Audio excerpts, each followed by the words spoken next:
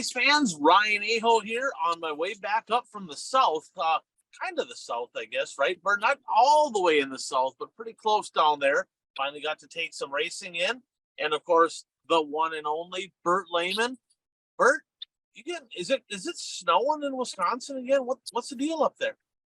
Yes. I mean, where I live, we just got a dusting. So, but it was like high of 37 today.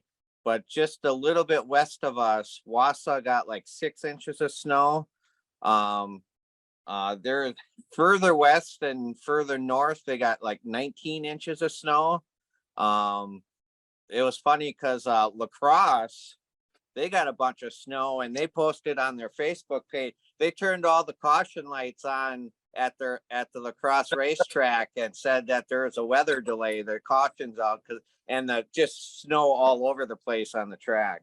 I saw that. That video got a lot of hits, right? So that was pretty clever of them guys over there. I think the fix is in, right? Because you kind of said Shawano's going to push back a week. They did, and I kind of blame you. So everybody over in that neck of the woods, Bert Lehman is the reason. He's got something. I think he's got a little fling going on here with Mother Nature. I'm not really sure. Well, not real happy about it.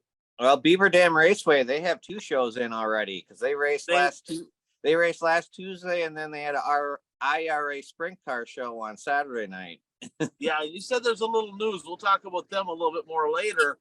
But of course, Bert, episode 173. This episode brought to you by our friends at Zeuli's Race Engines, with Soda Racing right around the corner, right? And what does that mean? That means it's time for them to shine. If you can't beat them, join them. Zeuli's Race Engines, whether it's winning races, winning championships, they have the speed, they have the dependability, they have the total package. Get a hold of Frank over at Zeuli's Race Engines if you want to start winning right out of the gate. That's a pretty good way to get started.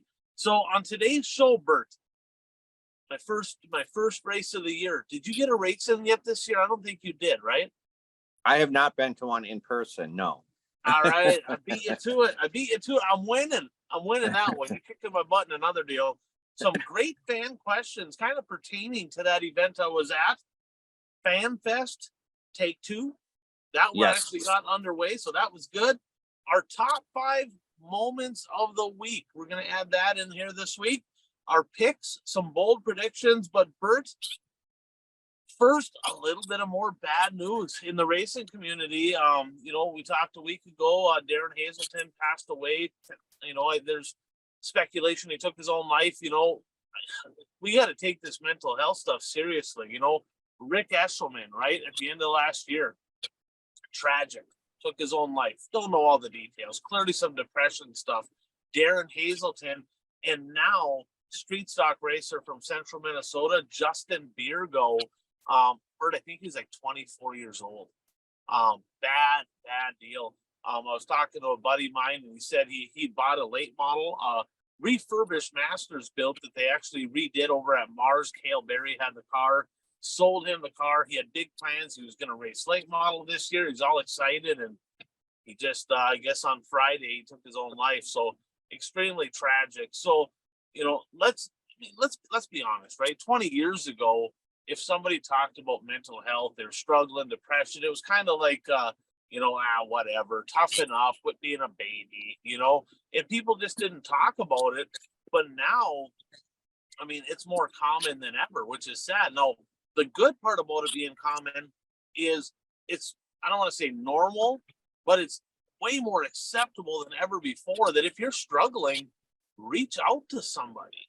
There's a lot of help out there. I mean, it doesn't need to come to this. I mean, you look at, one of my favorite actors of all the time, Good Morning Vietnam. And, who would have thought that he would have did that? So, that it's out there. Unfortunately, it seems like it's getting more and more common. Maybe we're just more connected, so we're hearing about it more. But thoughts and prayers to, his family, his friends, everybody involved with Justice Biergo there, and, just a tragic deal. So, Bert, that's a tough one. Yeah, I mean, thoughts and prayers to the family, and you're right. I mean, in the past, there was somewhat of a stigma, if you went to see a psychologist or a therapist, but that's I'm not going to say that's totally disappeared, but it's more acceptable in many people's minds to do that. I mean, I'm not afraid to admit it. I mean, back in 2008, I went through Lyme disease that went undiagnosed, and it was for like 8 months. My life was just a living hell because I was in pain all the time, and doctors kept telling me it was all in my mind. And during that time, I did see a therapist. I mean, I did see a therapist, and after I figured out what my issue was, that it was Lyme disease, and got properly treated, eventually, I didn't have to see a therapist because I got, better. And then after my divorce, I saw a therapist too after that. And I'm not afraid to admit it. And as my therapist said in my last session with him, he said, "You've graduated. There's no reason for you to see me anymore." So I was lucky in the fact that there was a set goal that I was trying to achieve, and I could get there. A lot of people with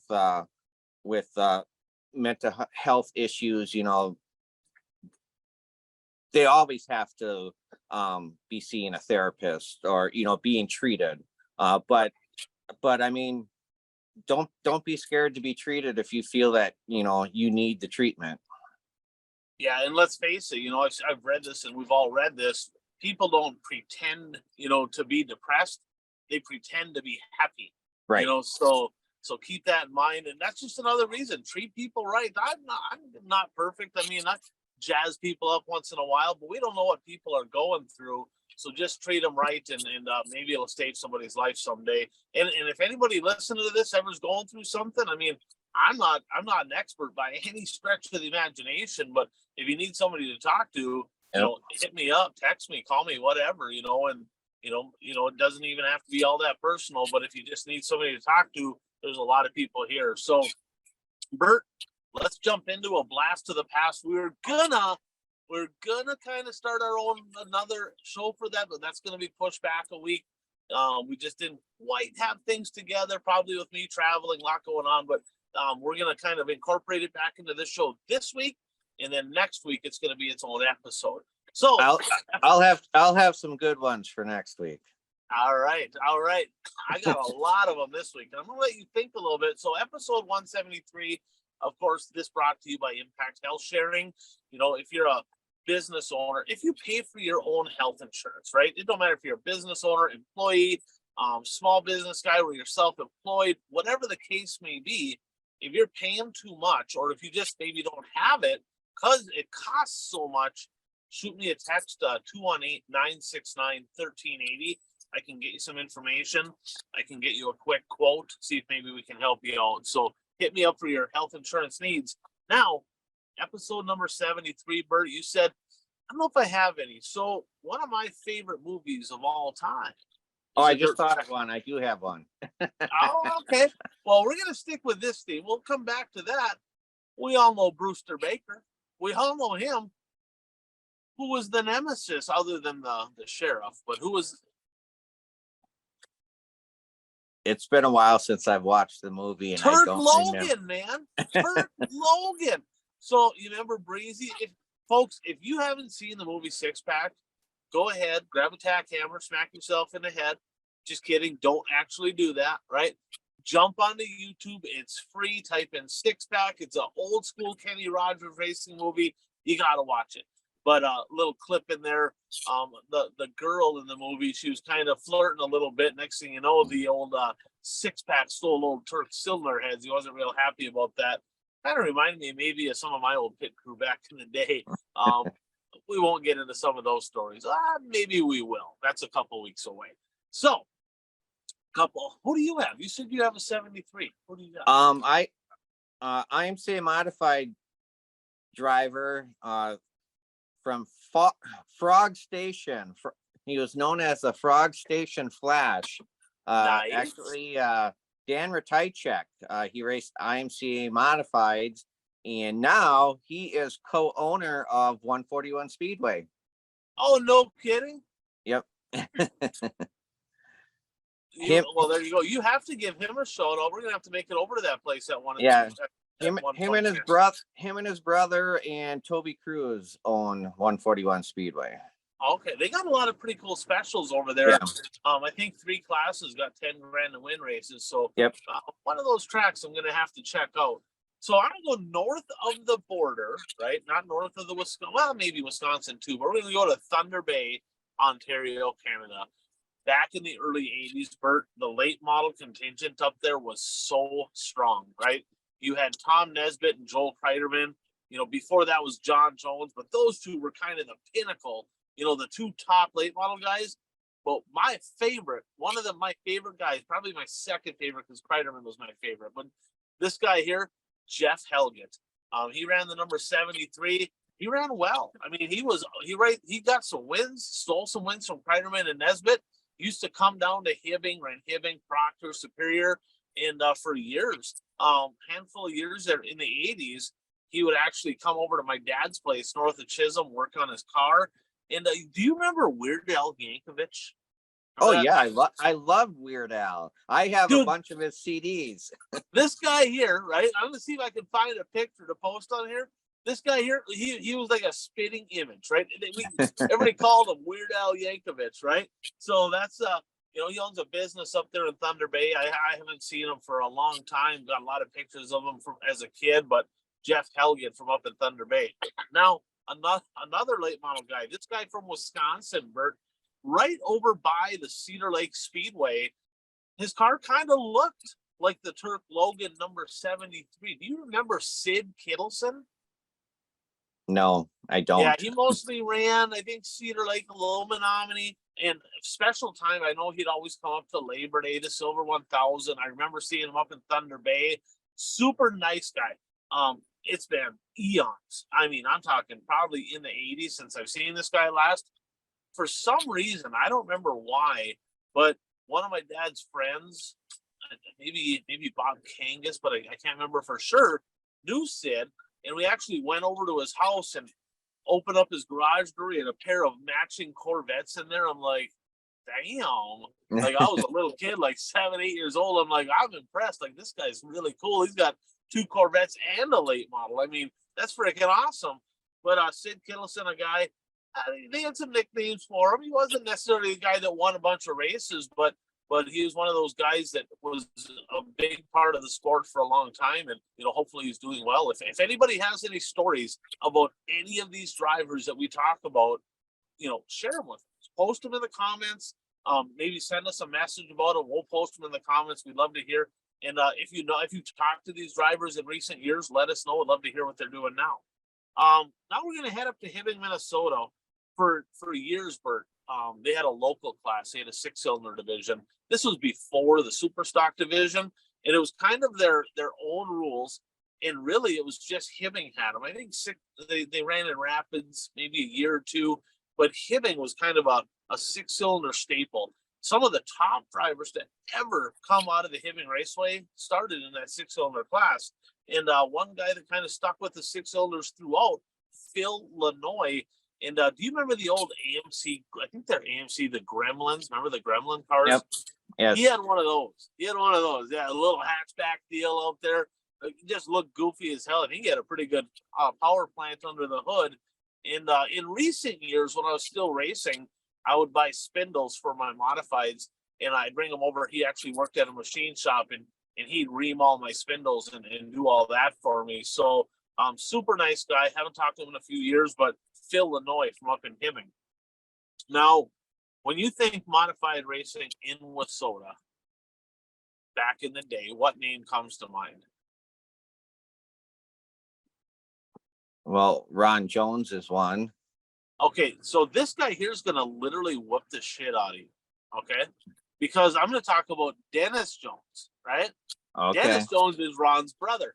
He was a hell of a Okay. racer too. So Dennis Jones won a lot of races, not as many as Ron. He did not, but I don't think he maybe quite had the backing behind him. But it's kind of like, it's one of those deals. This family, Bert, I'm telling you, like talented race car drivers, but there's so many stories of them at Princeton, like literally about ready to rip the sides off each other's car. and they'd be ready. They're like throwing punches at each other at the Princeton Speedway. But then as soon as somebody would step in and take a side, they'd kind of turn on that person, right? Like, we'll fight together, but you stay the hell out of it type deal. But Dennis Jones, he won the Wissota 100. I believe it was in a 73. He ran one of the 54s, the Brueggemann rides for a while as well. But what I remember about Dennis was that horrific accident up in Thunder Bay. He was in 54 at the time where he got upside down, fuel cell ruptured, started on fire. He was in the hospital for a long time. His son, Andy Jones, he's still racing. Hell of a wheelman. But Dennis Jones got some back problems, kind of struggling through some health issues. Hopefully he can get back into fighting shape here. We'll see what happens. He hasn't been moving too quickly over the last couple of years. But Dennis Jones is a really good race car driver for a long time. Now, we'll kind of stick to that same area because his stomping grounds was Princeton. We're going to go super stocking, right? Greg and Dick Bogie. Now, Greg's kid Cameron, I don't remember if he was number 73 or not. I feel like I should know that. But I know those two where I raced against both of them. I ran against more Dick Bogie than Greg. And I got a little story here from Dustin Nelson said, Greg probably doesn't like this memory too terribly much, but we went into the final night at Princeton, I think tied, and Dustin ended up beating him by 1 point to lock up the championship. So that kind of probably stings Greg to this day. But one cool thing, so I went down to Arizona to visit my parents here a while back. I was down at Lake Havasu City. I posted on Facebook that I was there. Sure as heck, Dick Bogie is in town. He calls me up. We go in for some ice cream, share some times that we had back in the day, and just super good people. And he actually won his biggest win was a 10,000 to win enduro race over at the Cedar Lake Speedway. I think he won the first one that happened over there. So pretty good guys and a lot of fun. They were back when the racing culture was strong and people hung around and partied. They were right in the mix. They're pretty fun to be around for sure. Mod 4 guy. We're going to go back to Wissota Mod 4s here. 2001 Wissota Mod 4 national champion, Steve Johnson. He ran the 73. I know Steve a little bit. So really good guy, fairly quiet, but I remember making many trips down to the KRA Speedway down in Wilmer, and he parked it in Victory Lane a lot in the 2001 season, and I got to see a lot of those wins down there. We're going to take another national champion. We're going to do your Wissota Late Model National Championship trivia here for the late model guru, Bert Lehman. All right. 1991 Wissota Late Model National Champion from the great state of South Dakota. I don't know. Doug Dinger. I've actually never heard of him. You've heard of him now. You're going to have to do some Yep. research. And tragic, I don't know exactly how it happened, Bert, but he lost his life at a very young age. Tragically passed. And a buddy of ours, a big friend of the show, friend of mine, Big Al Schmidt, shot me over some info, said, man, they ran together a lot back in, I guess, the late 80s, early 90s it would have been. And, you know, they kind of hang around. Probably have a few too many bush lattes and whatever, but they had a hell of a lot of fun. And he said in 1989, it was super cool because him and Doug Dinger both won the Winter Nationals at Aberdeen, and they both won the Camp-In doubleheader at Casino. And he said he had a lot of good memories of Doug Dinger. So one of the greats. A lot of South Dakota drivers have won Wissota Late Model National Champions. I should have looked here because I don't know for sure, but he might have been the first one. I'm not positive. He might have been the first late model from South Dakota to lock up a title. Now we're going to go back to Superstocks, Bird. Let's go back over to the Cedar Lake Speedway. Tom Neisches. Now, this guy won ton of features in the 7. He had a 17. He drove Osterman's 17 car. Of course, Eggersdorf famous for that as well. His son Nick is in his second year of Midwest Mods. I got a story. I vaguely remember this. My dad does, so I bet. So Ron Jones is driving for my dad, 81, 82. We show up down there and the body's completely mangled. One thing about Ron Jones, right? He won a lot of races, but he tore shit up, right? I mean, there wasn't a straight panel left on the car ever when Ron was driving it. And Neisches is like, what? I think if I remember this correctly, keep in mind, those 7 or 8, he's like, the hell you guys gonna do with that? You running a demolition derby? Like he was just kind of like ribbing Jones a little bit. Jones got the last laugh because he kind of whooped him that night. So he's like, well, I guess we're running a demo derby, but I won the feature tonight. How did you do again? So I don't think I've ever met him, but I remember that story as a kid. I'm not positive that's how it goes, but that's how I remember it. And the last one we got from our friend Lauren, who's a great contributor to the show and kind of spurring that, adding a second show to kind of make the main show a little shorter. But Mike Tucci. So I know Mike Tucci, right? But he's Mike Jr., right? And he raced it. I believe we were in a wedding. Jim that was on the show, I think we were in his wedding together. I think Mike might have been the best man. I can't remember. They worked together. But his dad, 21 years in the Air Force, Bert, and he tragically passed here, a few years back. But he raced the street stock out in Rapid City, South Dakota, moved to Duluth.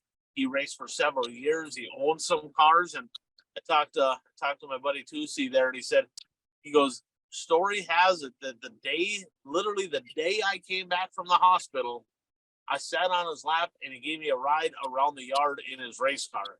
Well, that's good parenting. That's what that is.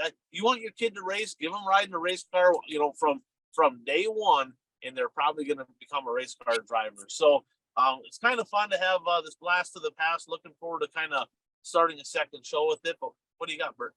I think I might have one. I'm not positive that he raced this number, but a former national champion in the late model division, fairly recent. I mean, within the last 20 years.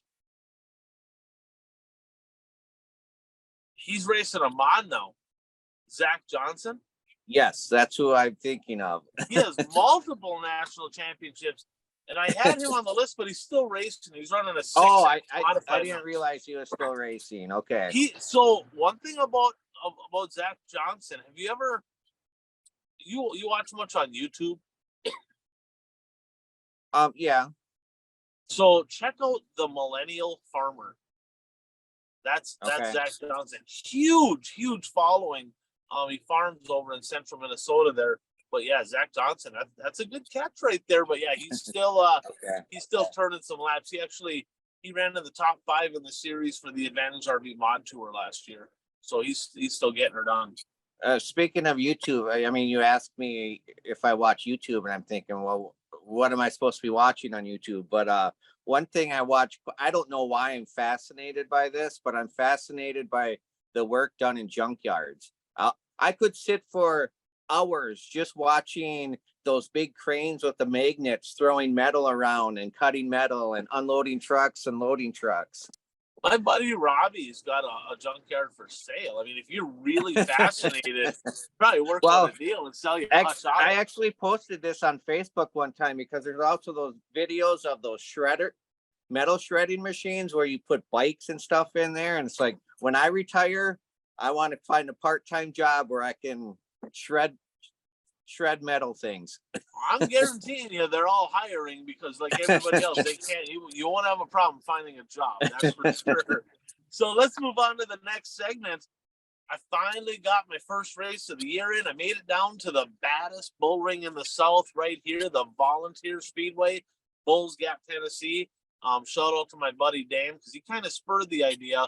He says, let's see if you can get your dispatch to bring you down there. And I kind of waited, Bert, because I was going to say if my better half, Brenda, if she was going to be home, I was just going to go home and hang out with her. She decided I'm going to go to Texas and go see the grandkids. While the woman's away, I will go play, right? So I went down to Bulls Gap and we got some golfing.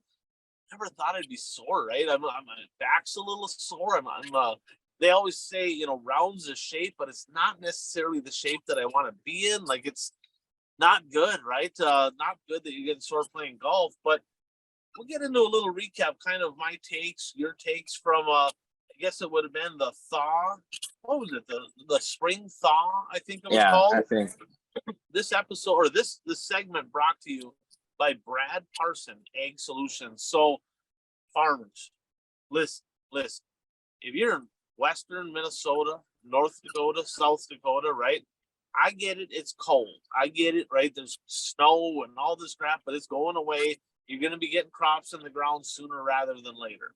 Well, if you're going to put crops in the ground, you have spray packages. I don't know much about that. Brad does, right? So he has numbers, he has testing. He can get you any data that you want, but give him a call at 320-219-3542, and he's going to get some products in your hands that are going to give you better yields, more profitability, and everything you're looking for to have a successful 2023 planting season. So give him a call. So XR Super Series event, Bert, down at the Volunteer Speedway. First question for you is, did you watch it online? I watched Saturday's show. I didn't watch the midweek show. Yeah, Friday rained out. And yeah, they had the midweek show. I'm going to be honest, the midweek show sucked. I mean, there was no fans there. I wasn't there. I was only there for Saturday. But the midweek show, the track rubbered up. It was terrible. It was bone dry. And I'm like, oh boy, I'm going down there to see this, right? Track was nothing like that. Mother Nature helped out. They got some rain. I'll give you some takes here. A couple things I noticed being at the facility. $100,000 to win, single day event. Okay, Bert? What do you suppose the ticket price was to get in the grandstands? I'll say $45. $25.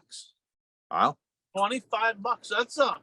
That's got to be about the cheapest that I've seen to get into a 1 day $100,000 to win 59 late models. We'll get into that 59 deal bullshit. So 17 and under, Bert, free. Wow. That's a tip of the cap right there. That's smart business, right? Because tracks are struggling to get fans, period. You got to build the culture. You got to get the kids there. You can't be whacking everybody. I thought that was pretty cool. Well, and the thing is, it was sold out. It was absolutely sold out. Yeah, it was definitely. There wasn't a seat in the back straightaway. It was jam-packed too. And if a person was forced to go to the back straightaway, they probably stood all night long because there was no seats back there left either. Now, here's something that's interesting. So my buddy Dan wanted to have a couple of bush lattes there, right? And big sign there said, if you want to drink alcohol, you have to go in the pits. Now, I'm starting to understand. I'm starting to get it, right? Why is there so many fist fights in the South in the pit area? They're all shit faced. I don't, I'm like, what the hell? I mean, I thought that was crazy. So I think there was people drinking in the grandstands. I think they kind of snuck some around or whatever. But on a typical basis, you're not supposed to drink in the grandstand. Wow. No, and that's in Talladega is the same thing at the Talladega. Well, yeah, down in Tennessee they have dry counties and stuff like that. So, yeah, they have some different ways of thinking down there. Well, I'm gonna put it this way. So we're talking the hills of Tennessee, right? I mean, it's literally just south of Old Rocky Top, right? So, I mean, it's hilly everywhere. And me and Dad were walking, and we're like looking, and we're like, I don't know if a person will want to get drunk because you die. Like just walking, you'd probably die or break your ankle or blow out your knee. I mean, there's massive hills everywhere down there. And so it's like, man, just getting from where we were parked, we had to go down in a valley. We were parked at a truck stop about a half mile away. And I'm talking, it was a steep ascent to get into the facility. It's like, you get to the top of the deal. I get it. I'm kind of a fat kid. I gotta work on that, by the way. But I was winded. It's like, my God. And you know how it's with steep hill, Bert? You kind of got to walk sideways up the hill because it's so steep. That's what you had to walk up to get into the place. So pretty crazy. So that we went there the night before because we were going to go Friday and Saturday. So we figured, you know what? Let's take a walk over to the track. And we just figured we'd go check the place out, get some pictures. And had a chance to talk to Barry Braun, the promoter, sat down with him for probably an hour, just talked about racing and talked about, his kind of philosophies here. And he's like, you know what? I know a lot of people don't like me and I don't really care. He's like, I want, it's like, I'm going to do my thing. And, I don't want to step on any toes. You learn, it's better to work with people. He's kind of went through that deal a little bit, but Then he talked a lot about Bloomquist. He's like, Scott kind of knows that the time has come. His body's not there, so he put Scott on the mic, and they had the round table deal, so that's kind of cool. But just kind of bringing up some old times. They did the Fuel the Thunder deal with the Como Mod series, and Barry videotaped me on that. I was one of the episodes, and that was quite a few years ago, but pretty fun. And then we walked outside, and there's a dude out there taking a picture of a girl, and she's kind of modeling shirts and apparel, and we look, and it's Fergie apparel, right? And we talked to another guy, and he's like, I don't remember his name. He's the group chief for Fergie, and he's like, well, that's Chris right there. Well, you couldn't see where back was facing us. It's like, oh, no shit. So me and Dan, I'm talking to Fergie up there and his crew chief for a better part of a half hour, so that was pretty cool. And kind of asked him, it's like, you had a good year last year. That Bloomquist car was not slow, right? He was very, very stout. What prompted the change to get into a Longhorn? And he's like, if I wreck it, I got to be able to get it fixed and get another one, and that's kind of the main thing, because Scott's kind of, he's a little flighty. Let's just put it that way. I mean, we'll talk about that in a second, but it sounds like the jig's in pieces. He's like, I love the Bloomquist cars, but I mean, pretty much everyone out there, including McDowell's, it sounds like they're all like 4, 5, 6 years old. Like, he hasn't built cars in a while. So you got Dale McDowell whooping everybody's ass on like a 5-year-old race car, right? So there is that too. But super good guy. We've had a chance to talk to his mom, because after BS, we had to go get some apparel as well. But just a super down to earth guy, really fun. Had a great chance to talk to him. And then get to the racing in just a second. Bert, the banking of this place, more banked than Daytona. But here's the deal: you can't really tell that on video, right? I mean, you can tell it's banked, but I don't think there's. I literally went all around taking pictures, trying to get a vantage point, and I'm telling you what, it didn't do justice to how banked that place was. No matter what track it is, you can't get an appreciation for the banking at a track unless you're actually there. I mean, the first time I ever went to Eldora, I was, trying to take pictures to capture the banking there. But none of the pictures I took, really portray what the banking is like. Right. And that's another thing. You can't just walk up it. I mean, you could if somebody challenged you, but it's kind of like you sidestep up. I've never seen banking so steep in my entire life. It was insane. It's more than Daytona. And 32 degrees of banking. And I'm looking at that, right? And I'm like, well, how the hell do you do track prep? I would have to think, I don't know how they water it. I mean, it rained, so they didn't really have to, and they didn't miss it between races. I was kind of hoping to be able to see the water truck deal go around the track. I would imagine they'd have to, the water truck would have to drive on the lower part, and they'd have to have a hose that blows it. They better go freaking fast, because that water runs down the hill and you'll be stuck against the wall on the bottom. I mean, I'd be curious to see if anybody ever tried to go high with one of those water trucks and just rolled it down the hill. I've seen that happen on less banked racetracks. Crazy, insane. Let's get to the racing, right? So, heat races. Did you watch the heats or just the feature? I watched the heats and the features. Couple things in particular stuck out to me in the heat races. Okay, 3 to be honest. What stuck out to you from the heat races, Bert?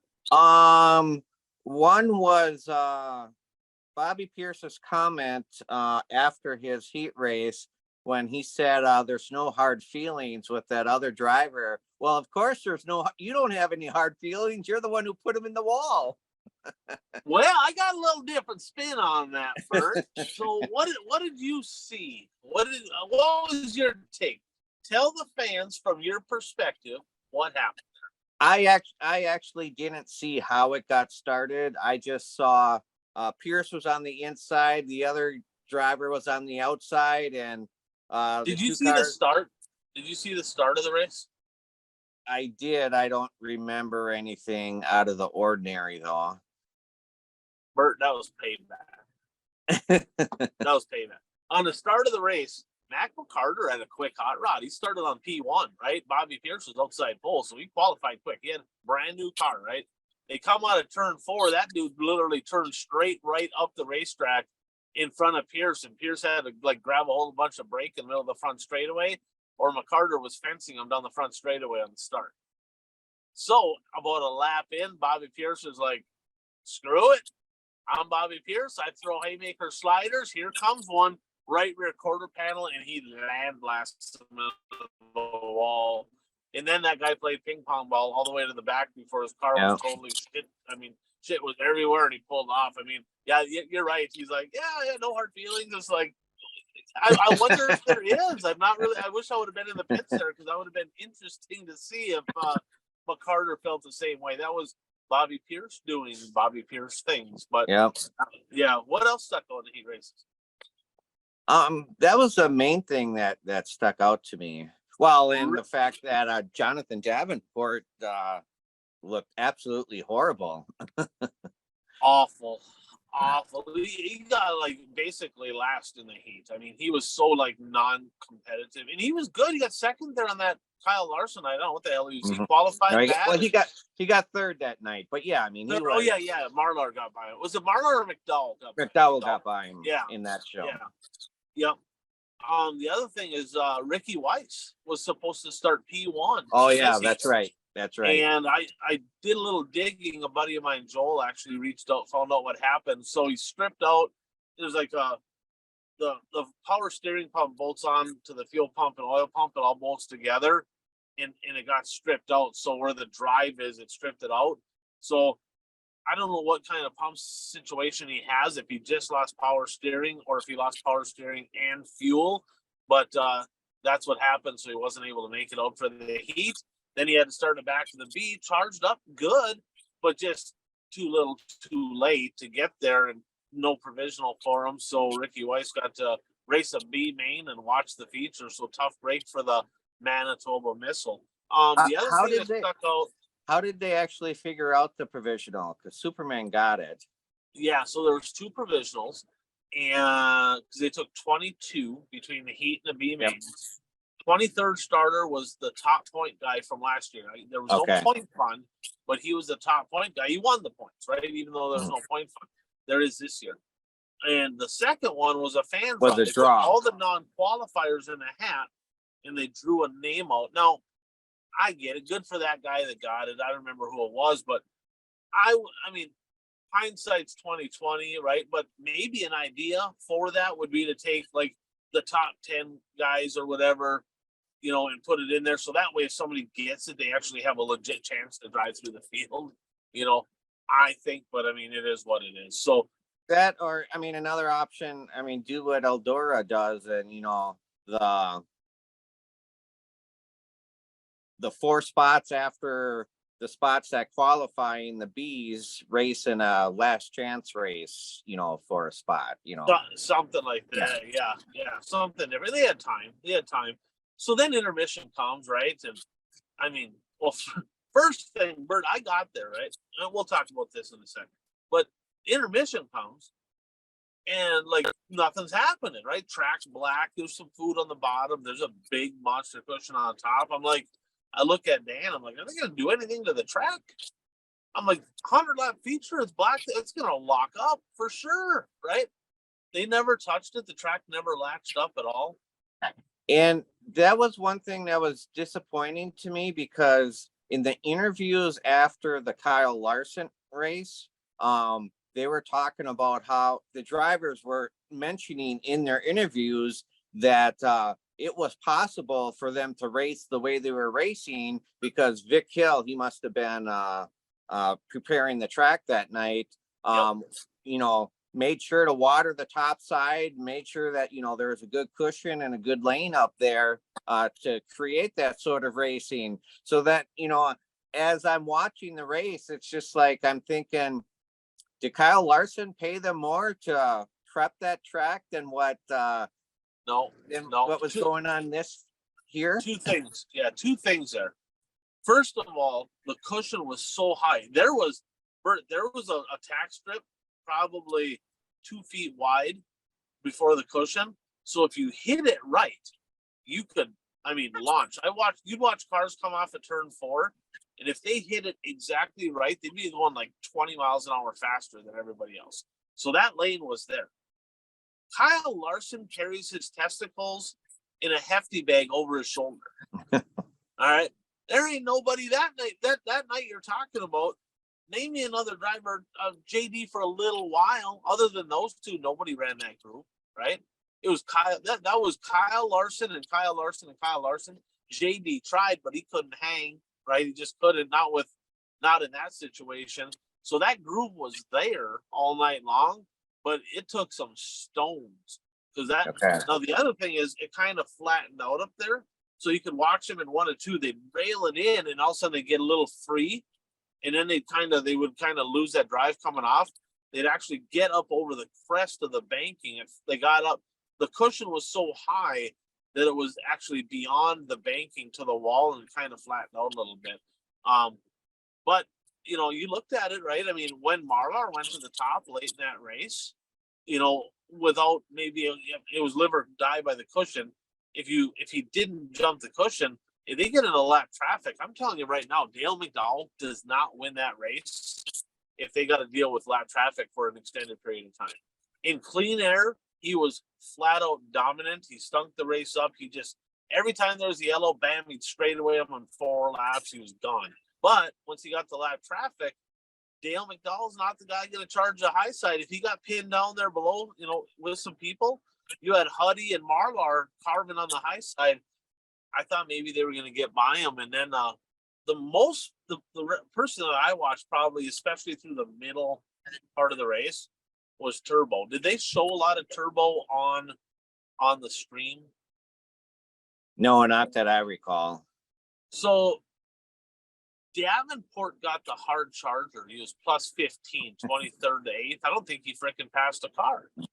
Like, he just kind of like a Trish in. He maybe passed one. Turbo was plus 14 to 5th. So he actually did pass cars. He was by far the most entertaining driver to watch. He was throwing sliders, banging the boards, working his way to the front, and then he kind of faded a little bit again. Towards the end of the race, they did talk about him a little bit, advancing up to the top 5. Yeah, he was by far the show, and we'll talk more about that in a minute. But also, they did all the car introductions, and look down there. There's Jimmy Owens. Now, Jimmy, where was it last year that Jimmy Owens had a freaking tire fall off on time trials? I don't remember. Maybe? I don't know where like it was. But you remember it happening. Yeah. Well, let's just say that his crew guy had a torque wrench out on the front straightaway, and they checked all the lugs during drivers' introductions to make sure the tires were not falling off again. So kudos to them not allowing that to happen. And he ended up kind of having, where did he finish? Did he end up falling out at the end? He's pretty sporty for a while.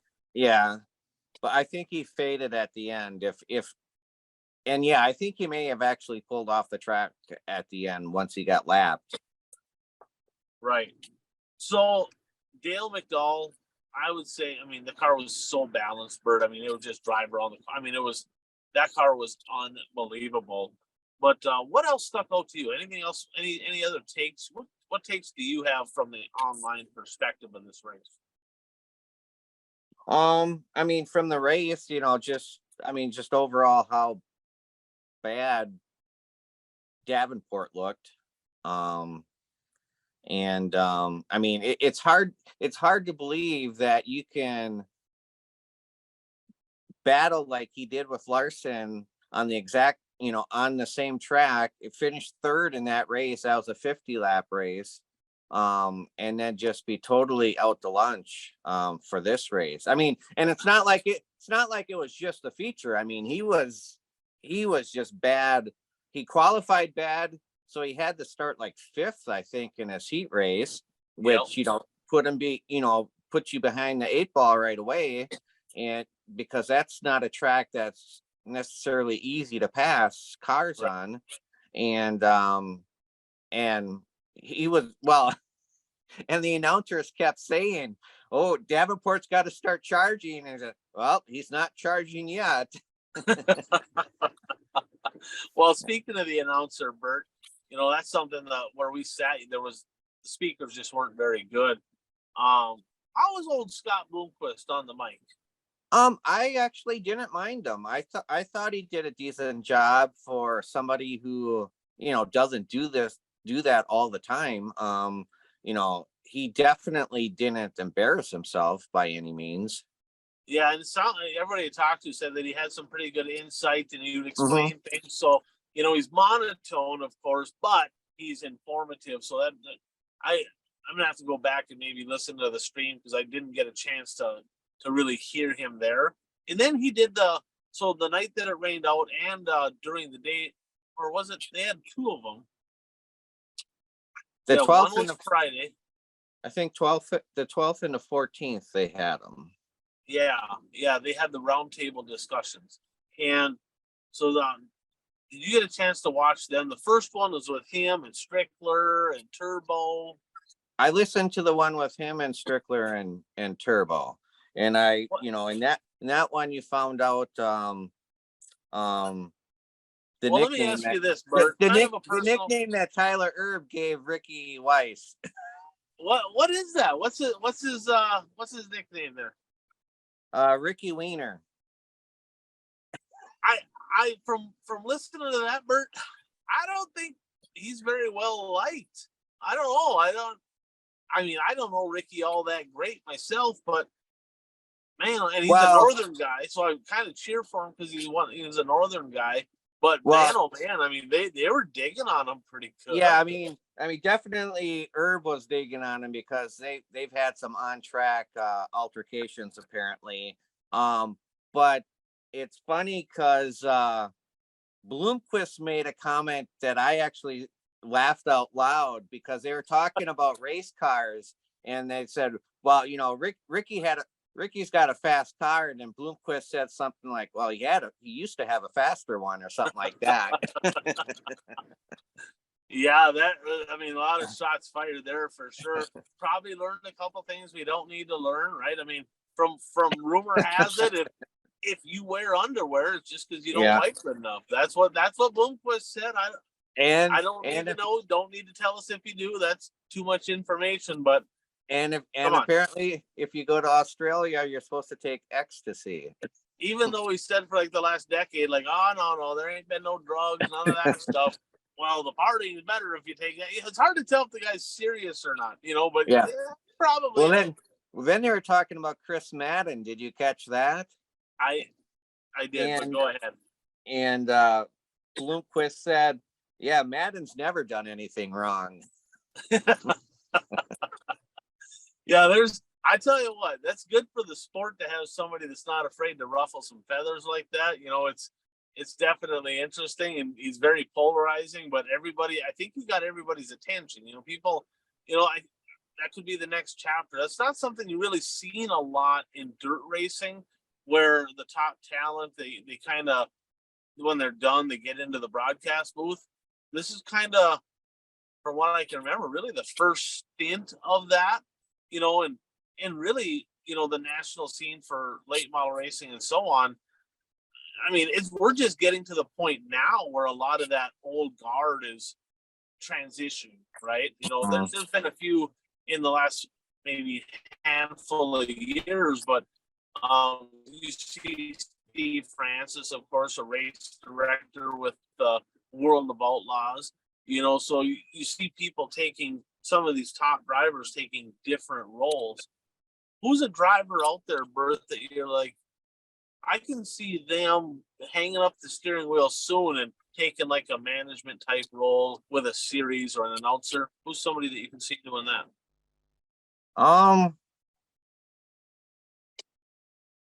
I can't see Billy Moyer doing announcing.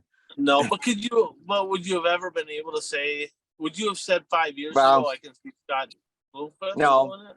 No, not really. So I guess time will tell, but kind of cool, right? Kind of cool that they're kind of being able to transition into that next chapter. But hats Well, off to Dale McDowell. So I do have two more comments to comment on. what do I you mean, got? we all know that Bloomquist is, he's going through physical um things that are limiting his racing, and we all know that let's just say Bloomquist has lived his best life. He always lives his best life. Let's put it that way. But they were talking about things that you do and stuff, and Bloomquist said that, I'm not taking my body with me, so I'm gonna burn it down. So I mean, that's Well, and he is the definitely aliens will fix them right up. The he has aliens got his definitely back, they'll lived fix that him. lifestyle. And then and this comment, because you've been saying this for a while now on this TV show. I mean, they brought up tires, and Tyler Erb said it, Kyle Strickler said it. There was never any tire shortage, according to them. Correct. Yeah, not for them, not for them. Yeah. But hey, we better watch out for Hoosiers back and take good care of the good old mighty Hoosier, because we don't need that business going out of business, because what would us poor racers do, right? Well, like you just said, they did not have a problem getting tires. So the fact is, Hoosier corporate, not Hoosier Tire North. Let's get this straight. They're just a distributor. This is Hoosier corporate. Hoosier corporate flat out created that whole mess with WISSOTA, plain and simple, in my opinion. Take it for what it's worth, and I don't care if you disagree. But WISSOTA drivers pay less for their tires because of a contract. Therein lies the problem, right? It's common sense. It's business. It's the way the world works. If anybody thinks different, God bless you. We'll just agree to disagree. But you heard it right there from three prominent drivers that there wasn't no shortage. I mean, it just, there you go. Okay, you jump on the podcast, listen to it for yourself, and you can just shake your head till it falls off your shoulders. All right. So, but thanks for pointing that out. I'm glad you did. So, a couple great questions from fans, and we had a bunch come in, but we just don't have time to pick them all. But these ones kind of pertained to this event, so to speak, right? But first, a shout out to buyraceshirts.com. So racers, tracks, promoters, series promoters, businesses. If you need apparel, you need hats, t-shirts, hoodies, any of the above, jackets, right? Go to buyraceshirts.com. Just because it says buyraceshirts.com, they do all kinds of apparel there, right? They'll get what you need. For racers, by racers, check them out. They got a lot of great products. They got a huge selection of what you need. Great pricing there. And Jordan does a great job, him and his whole crew. Buyraceshirts.com. So John commented, buddy of mine reached out to me, because he knew I was down there, and he said, after watching, I'll read this. He goes, after watching the Spring Thaw late model race at Bulls Gap online, I'm going to give it a grade of a D+. I'm like, D+? I'm like, wait, what? So I talked to my buddy Dan. He's like, shit, I'd give it an A at the worst, but I'd probably give it an A. And I'm like, well, I'll give it a B+, right? Because there wasn't much of a battle for the lead, so that kind of knocks it down a notch. And then he says, well, just how different, and it's kind of he kind of knows the answer, right? But he says, just how different is it being at an event in person versus watching the race online, right? Because we hear people say all the time, oh man, streaming is killing racing. Is it? Right? Because it's not the same thing, right? There's certain aspects you get watching online, and there's certain aspects you get being there. So let's talk about, what are some of the key differences, Bert? Did you make a little bit of a list? Like, what are some of the main differences? Maybe some things on, like, where is it better to be there live? Where is it better to be, watching it online? What comes to mind? If I had to ask you this, if I said, Bert, I want you to name me a handful of things that it's flat out way better being there in person than this watching this event online. Well, I mean, obviously being there in person, you have you can actually hear the engines running. You can smell the race fuel, smell all the burgers cooking, all of that stuff. You get the hearing, smelling, and I talked about this Right. a lot on the show. Is when you're watching a stream, you're restricted to where the camera is focused. You can't watch other stuff going on in the race. Now, I didn't think it was watching it streaming. I didn't think it was that great of a race. I mean, they didn't show What a would you whole. grade it? What would you have graded it? Um, probably like a C plus, the Nick Avalink grade, as you would say. Right. Probably like a C plus, maybe a B minus, but it just, there wasn't a lot of passing shown on TV. Every time it kind of got interesting, when the cars had caught the tail end and they had to start working through traffic, a caution would come out. Where if you're there in person, I mean, you mentioned Tyler Erb, so I'm assuming you were watching Erb for a good portion of that race. 50 laps, probably 50 laps. I watched them. Yeah. So we weren't, I don't want to say allowed, but we weren't able to watch that because the camera wasn't focused on that. Right. Well, he was deeper in the field. Right. And I'm not blaming the production Right. or the cameraman or anything. I mean, that's what they have to show, the front running cars. I mean, and that's the same with all streaming platforms. Right. It don't matter which one it is. They're going to be showing the guy 18. They're going to be showing. They do that on NASCAR broadcasts. I mean, for sure. They show the front running cars, and a few times throughout the race, they'll kind of go through the field and show what's going on. Absolutely. In the sights, right? Because there's different. So you talked about the smells and the sounds, but then all the unique sights, right? Like they might have glanced a little bit with the camera, but when you're sitting there, you're like, oh my God, like what an amazing view, right? I mean, you're up in the mountains in Tennessee and, all the hills, and you're just looking at everything, and it's like, wow, this is, you don't get that online. That, and also you don't get the reaction of the fans when a pass is made, or somebody is charging through the field. The fans get up off their seat when something exciting happens. You don't get that aspect of the race if you're watching the stream of it. Yeah, the energy side of it for sure. I mean, cheering for somebody. Bert, you should hear that place boo Chris Madden. Oh, really? Oh man, they don't. I mean, he got cheers too, but as many cheers as he got a lot of boos. I'm like, wow, he's not very well liked. And then track food. I mean, that can be on the good side or the bad side, right? But a lot of racetracks have some unique stuff. They had really good barbecue there. I thought it was great to talk about that in the negative side in just a second. But being able to go down in the pits after the races or walk down in the infield, walk out on the track and really be like, wow, I mean, look at this place. Because perspective, I mean, on the stream, you can't tell that thing's banked 32 degrees. I mean, when I saw tracks like that in Tazewell online, you could tell that they're banked more than a normal, than a lot of tracks. But when you get there, you're like, are you shitting me? Like, this is unbelievable. Like, you can't, how would you even do a parade lap on this thing without just sliding down the racetrack? I mean, it's Cedar Lake in 3 and 4 and 1, 1 and 2 was banked more. But Cedar Lake back in the day when we had the Packbird, I can't tell you how many cars they go too slow and slide down the racetrack. Yeah. And that's like a third of the banking of this place. It's not even close.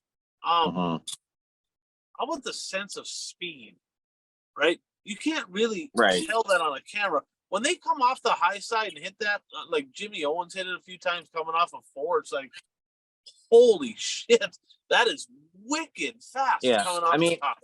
In person, I don't mind watching qualifying if I'm there in person, because you get that sense of speed and that sort of thing. But watching qualifying on the stream, I have no interest. I mean, actually, I started watching it, and I sent a text to the other guys in our group. Let me know when the heat races start.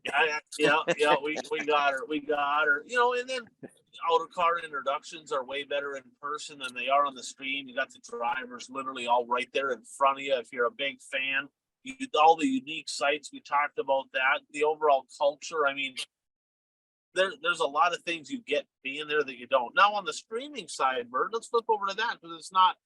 Trust me, I'm not anti-streaming. I watch probably more races than about anybody online, or more than most, Well, for sure.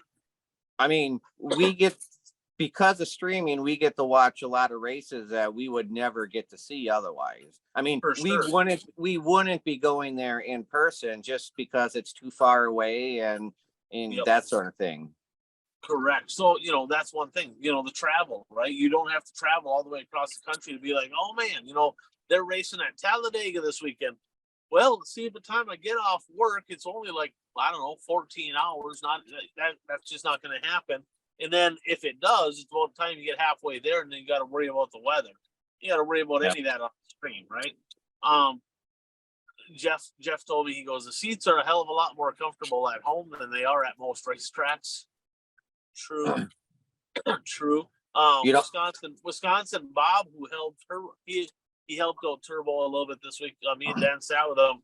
He actually had some cushions there. So tip of the cap to Bob there for having some cushions for us to sit on. So that was nice of him. You were gonna say? You don't have to worry about parking at the racetrack. Oh my God, Bert. There was so many people there that they were parked like 3/4 of a mile away. I mean, it was insane. Like the truck stop, we were parked at about a half mile away at the truck stop, and there was a bunch of paid parking. Cars were literally just pulling in anywhere they could stop, and the lady in the gas station was so pissed. She's like, I am literally gonna have all these vehicles pulled. I'm like, you're gonna be busy. Like, well, where are you parked? I said, we rented that one right over there. She goes, okay, you're good then. She goes, but all these other people, they towed some. Some of them got towed from, you know, different spots and all that, but there was no place to park. It was crazy. Speaking of no place to park, the lines, right? I mean, you get to a big event like this, you got the bathroom line, and then let's just be honest, when you got 5,000 people there, right? What does the bathrooms look like when you're done, right? Because most of them don't have somebody to clean them. And then the food line. Bert, I got in line at the concession, right, before time trials started. Maybe they had one car in, right, for time trials.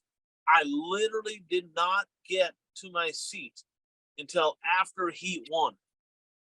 Wow.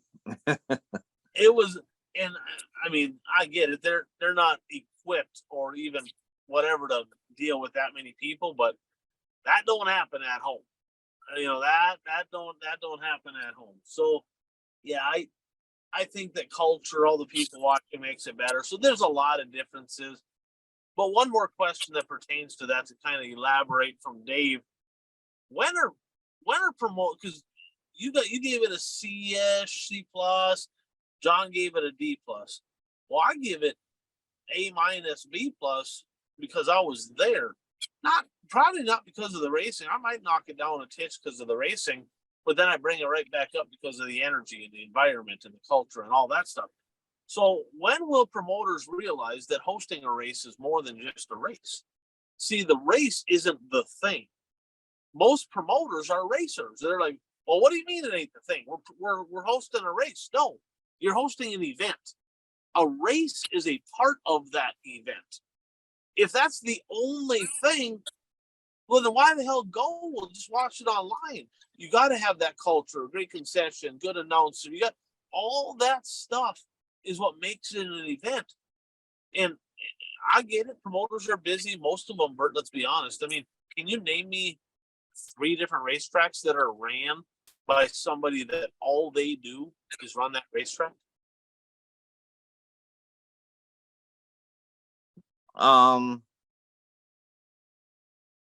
Yeah, I mean, it doesn't happen very often. No, most of them are business owners, employees, right? So they're doing other things in the race, and that's why there's such a lack of promoting. because they're doing everything that they can to pay their bills, and then they also run the racetrack. So I get it; it's a tough gig, but I'm telling you, there's a lot more that needs to be done on the promoting side to keep weekly racing strong. So, Dave, the answer: when will they realize? Hopefully sooner rather than later. Let's just go with that. So, Bert, let's jump on over to Eastern Wisconsin. Fans Fest. Take two. Yep. Shawano Speedway. Shawano Speedway was supposed to open this last weekend, but since they weren't able to get on the track until like 3 days before that, obviously that got postponed to the 22nd of April, which as of today, which is we're recording this on Monday, they've already canceled this upcoming Saturday's show just because it's supposed to be rainy all week and low temperature. I think the highs on Saturday are supposed to be mid 40s around here, and so they just pulled the plug already. But anyway, they held Fan Fest. It was held in the Crawford building, which is just behind turn 2 on the fairgrounds well, technically I don't think it's fairgrounds property, but it was 85 degrees on Saturday here, and yeah, there were probably, I would say, 25 to 30 race cars on display. There some of the two local go-kart tracks had some go-karts on display. Some kids that race off-road vehicles, side-by-side off-road vehicles, they had those on display. And I was set up, had some diecasts on display, and had some Full Throttle magazines available. So it was just a good time to talk racing with people, look at race cars. There was a steady flow of people through the event. So I mean, I talked to Brad after the show, and he was happy with it and already has ideas on how to make it better next year. And to me, that's the key about any event: is you start at a point and then you improve it every year. You don't go backwards, you just keep moving forward. You don't have to start at the top. You start at a level and keep moving towards the top. And so overall, it was a good event. And this was kind of funny because I did have a fan stop to talk to me, and he asked me, what do we have to do to get those Western late models to come travel here? And so, I mean, it's not just me asking that question. The fans in Eastern Wisconsin want to see those drivers, the Western Wisconsin drivers, race in Eastern Wisconsin on occasion. I mean, he even asked me if doing a fans fund type deal, paying the drivers to show up, if that would get them to come here. And he actually suggested a co-promoted show between WISSOTA and Dirt Kings, which I've been saying for how long. I don't think it'll ever happen, but I guess we can hope. Never say never. Now, are most of the late models over there still running a WISSOTA legal type engine? I would say most of the late models. Well, maybe I shouldn't say most. I would say some of the late models would be WISSOTA legal. I think that they just need to get back to being WISSOTA is what they need to do. Now, whether that means that they got to kind of get flexible with the rules to make the rules change and WISSOTA's end of it, that's fine. But having one big sanction where they're all involved, boy, that just made the postseason that much more fun. Mm-hmm. When you had that many cars coming over and competing, and the problem is, Bert, they don't have at the end of the year. I mean, first of all, they have Shawano, and Plymouth is only running a handful of shows, and really that's it, right? So they used to have more late model shows, but they don't really have like an end of the year invitational type deal, anything like that. So no, probably the closest thing to an end of the. I mean, Shawano has tried to do end of the year specials. but with high school football on Friday nights, it just doesn't. Shawano fans kind of have a mentality of you race until Labor Day and then the season's over. That's just traditionally how it has been. They don't have football in Wisconsin, do they? They don't have it. Not anymore.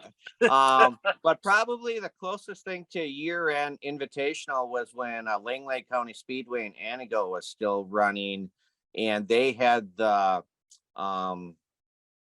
Midsummer Indian Classic or something to that effect, and that was a 2-day show, and they got a slew of cars that would show up for that right. event. That was always held the first weekend in October, I believe. And they used to have challenge series shows over there for a while. Yeah. So every race fan, that's one thing, right? That race fans all have in common is they want a few shows a year where they have people coming in from out of town to race against their guys. However that has to happen, it needs to happen. So promoters, series directors, whoever, come on, make that happen. So that's a good point. Anything else over there from Fans Fest, Bert? No, not from Fans Fest. Just overall, I think it was a really good event. Awesome. Glad to hear it. So let's jump into our top 5 moments of the week. Brought to you by Daytona One Performance Lubricants. We talked tires just a little bit ago.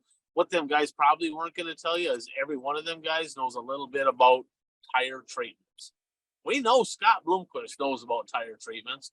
Might not know about Daytona One Performance Lubricants. It's not a softener. It's a tire treatment, right?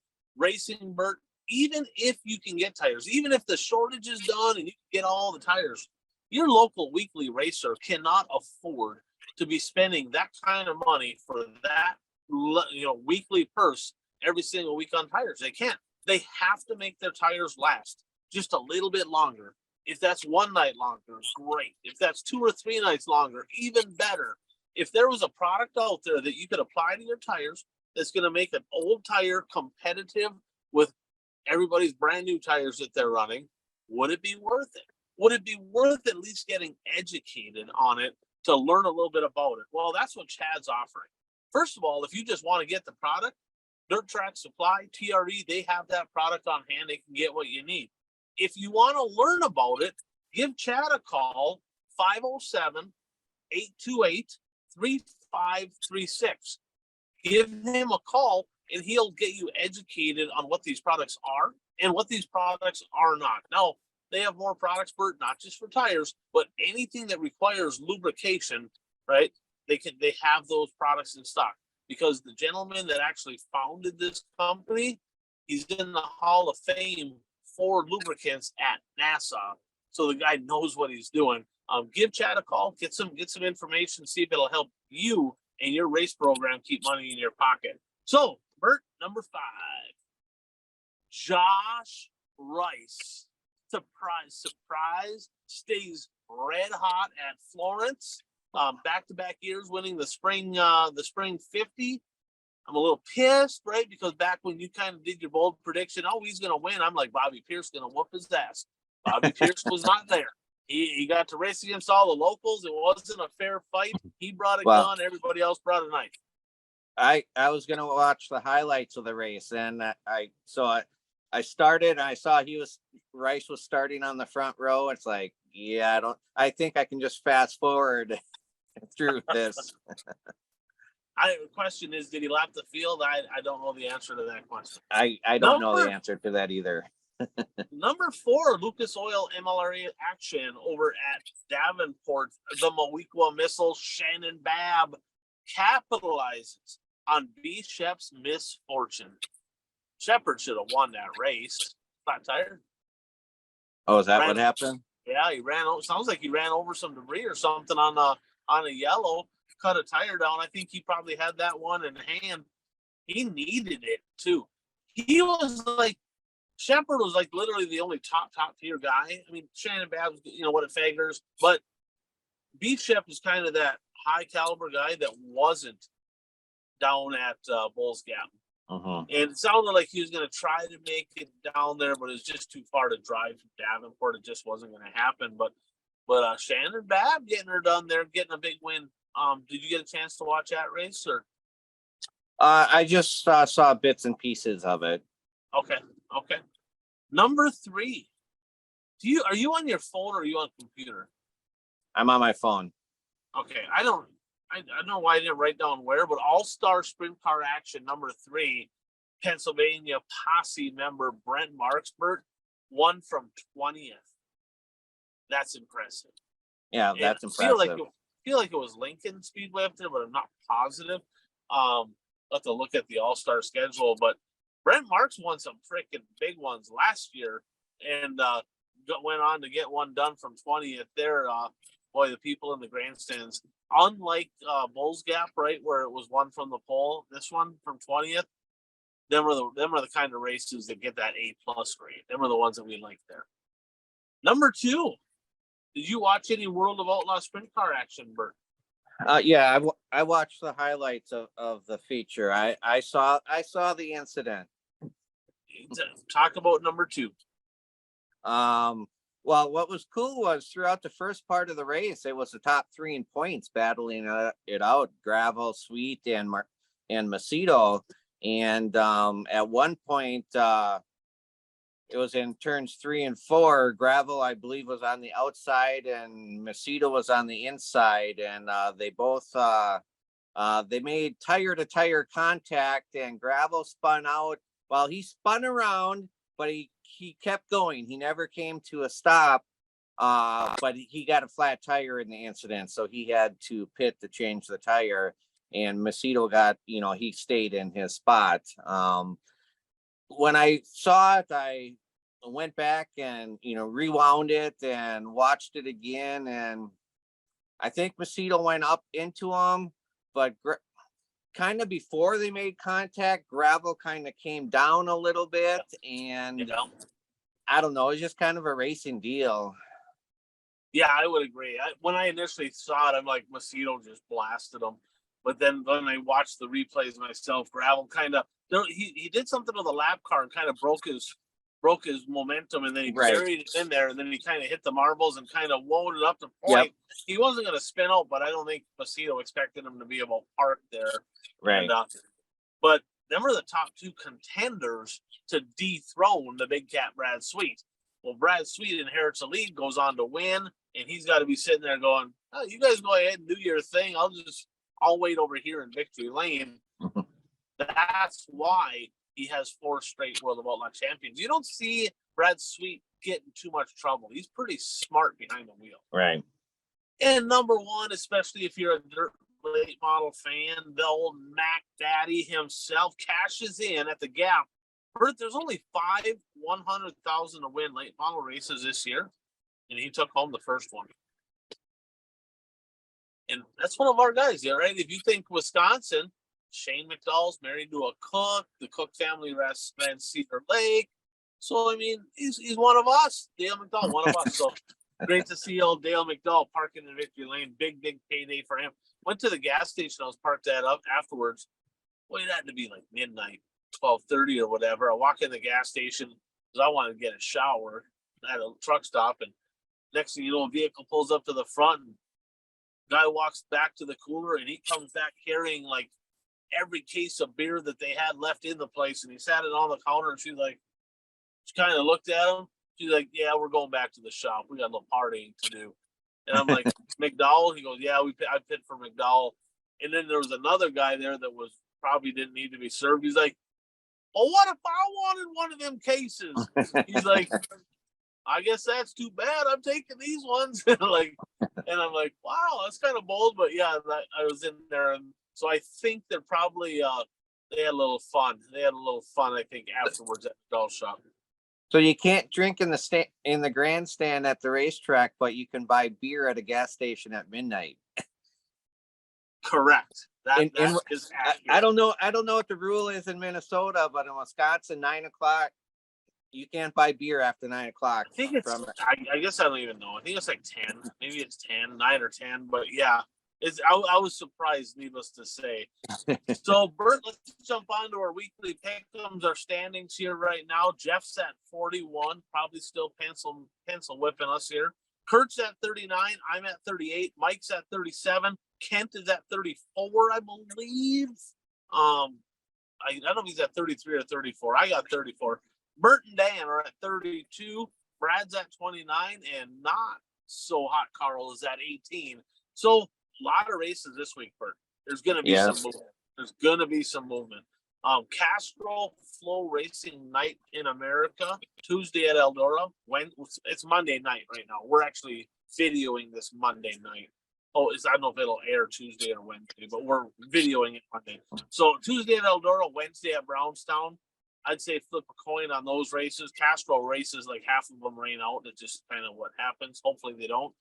World of Outlaw late models, Thursday at the 4-1-1, and then Friday, Saturday, 50 grand to win, Bert, Saturday at the Talladega Short Track.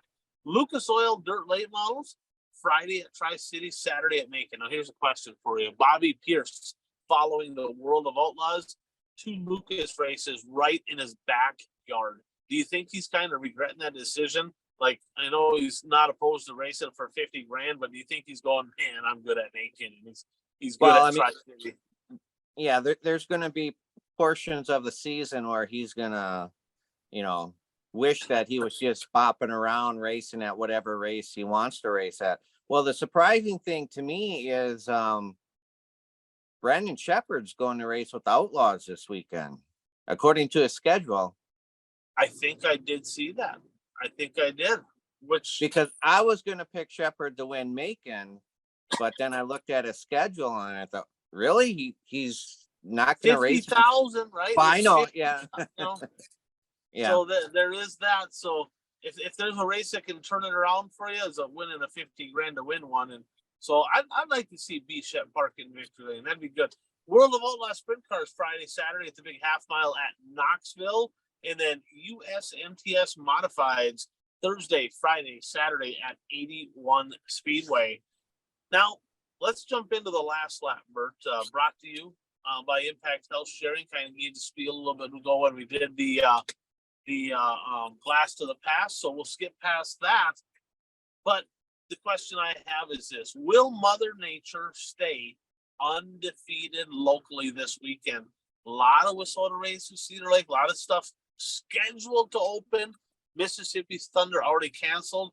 Is there any chance that a track in like the Wissota region, eastern Wisconsin, you got Beaver Dam, some of them, but do you think there's going to be some tracks opening up maybe that haven't yet, or do you think Mother Nature's going to win this?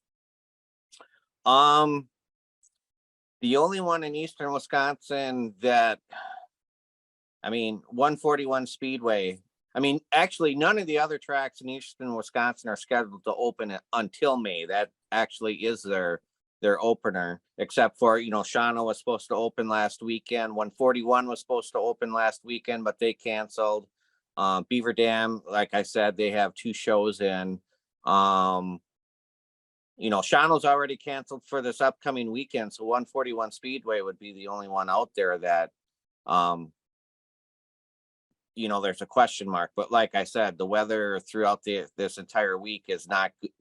The forecast isn't good, and the forecast isn't good for Saturday either. Right. With Shawano canceling and the bad forecast, a friend and I were actually making plans to go to Milwaukee to a Brewers game. Oh, there you go. Yeah, knock on wood. I'd like to see some racing, but I guess it is what it is. If we got to wait one more week or a couple more weeks, there's a lot of guys ain't quite ready yet. So there is that. So speaking of Beaver Dam, Bert, you said a little bit of news from over in Beaver Dam over there. What's going on? Yeah, Beaver Dam had a practice last Monday, a week ago, and Mitch McGrath, he posted, his racing Facebook page. There's a picture of the car, his late model car, at the practice, and with something to the effect of, shaking the rust off for this upcoming race season, because he didn't race at all last year. So He's going to be racing this summer though, so it'll be good to see another late model out there. I'm not sure what his schedule is going to be, where he plans on racing, but just good to see another late model out there. Is he the one that monster trucked everybody at that one? Yes. Is Yes. he? So it's got like, is his new body like Gravedigger, Bigfoot? What? Is he like no. the Vince McMahon of late model racing? I tell you what, he's exciting. He's Yeah. exciting. We'll give him that. He's exciting. He is an aggressive driver. Let's put it that way. Fun to watch. Let's put it Yes. that. Yeah. So speaking of fun to watch, did an interview here a few weeks back with Rick Eggersdorf, getting inducted into the National Dirt Late Model Hall of Fame at the North South 100 later on this summer. And that is up. If you haven't seen it, it's on our YouTube channel. So be sure to jump over to YouTube. We'd like to transition everything over to YouTube, but we haven't quite yet. But jump over to YouTube, part 1, part 2 of the Rick Eggersdorf interview. Hope you enjoy it. I had a heck of a fun time. But speaking of interviews, you sent me a little blurb here last week. Somebody sat down and visited with Kyle Busch a little bit. Yeah, the media met with Kyle Busch, and this was like a week and a half ago, because Denny Hamlin had appealed his penalty with NASCAR from when he took out who did he take out? Ross Chastain. Yep. And Denny Hamlin, according to Kyle Busch, brought up like 30 examples of drivers spinning other drivers out, as his defense, and they didn't get penalized for spinning them out, but he lost his appeal. So the media, they had a lot of questions for Kyle Busch, and I was a little surprised that Busch made the comment, but he said that NASCAR should just go to the fault rule, where if you spin somebody out, whoever's at fault, they go to the back. He goes, that's what they do in my son's racing, and they're 7 to 10 years old. So if 7 to 10-year-olds can do it, I think the 20 to 40-year-olds can do it. I am slowly but surely becoming a Kyle Busch fan. I was all smiles when he said that. He's like, whoever crashed, they're already going to the back, but whoever caused it needs to be going to the back. Like, how are we not penalizing people? We do in the kids go-kart racing and weekly stuff does it everywhere, most everywhere also. So I was